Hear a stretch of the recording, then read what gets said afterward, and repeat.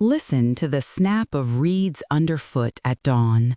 By a river bend, a small band of people halts.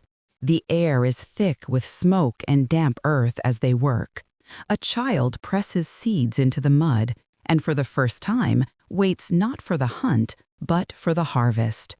From this single revolutionary pause, humanity began to stay.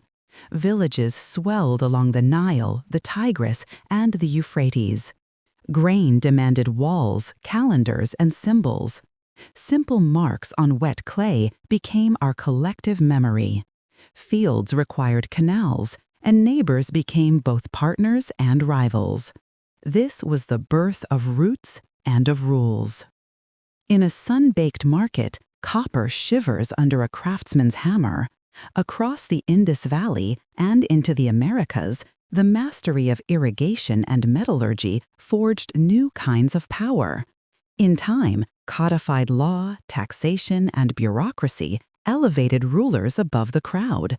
Picture a temple scribe sealing a levy of barley, a transaction of power. But what holds a society together when the harvest fails? It was the search for bigger answers.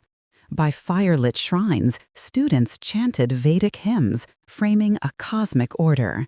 Hindu philosophy probed the depths of duty and desire, while Buddhism offered a path through suffering paved with compassion.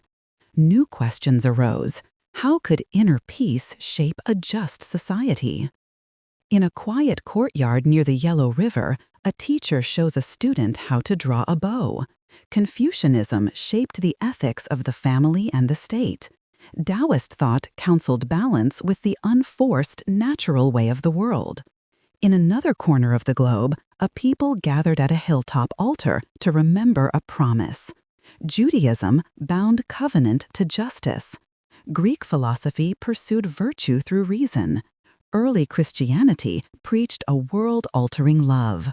Our modern debates over rights, leadership, and law still echo these ancient conversations. From Persia to Rome to Han China, paved roads and sea lanes linked empires. Coins clinked in saddlebags, carrying not just value, but beliefs, technologies, and political models that others would inherit, adapt, or resist for centuries to come. Hoofbeats thunder across the steppe.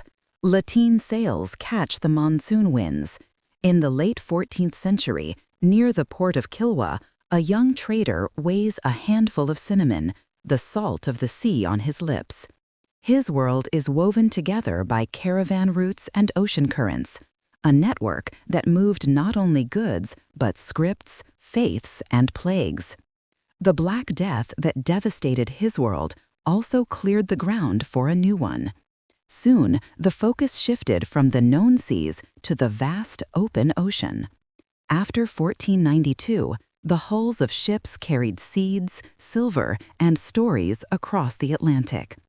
With the maize and horses came the horrors of the slave trade, a brutal system that remade continents and shattered millions of lives. The world began to accelerate. The scientific revolution and the Enlightenment challenged old ideas of nature and authority. Engines multiplied human labor, while new ideologies rallied crowds. Revolutions toppled kings, and empires rose only to face fierce resistance. The great wars of the 20th century ended the old orders, giving way to decolonization and a world divided by the Cold War. This history matters now more than ever. Our digital networks, our debates over the human genome, our struggles with climate change and inequality, all are shaped by these older connections. They speed both the shocks that test us and the solutions we seek together.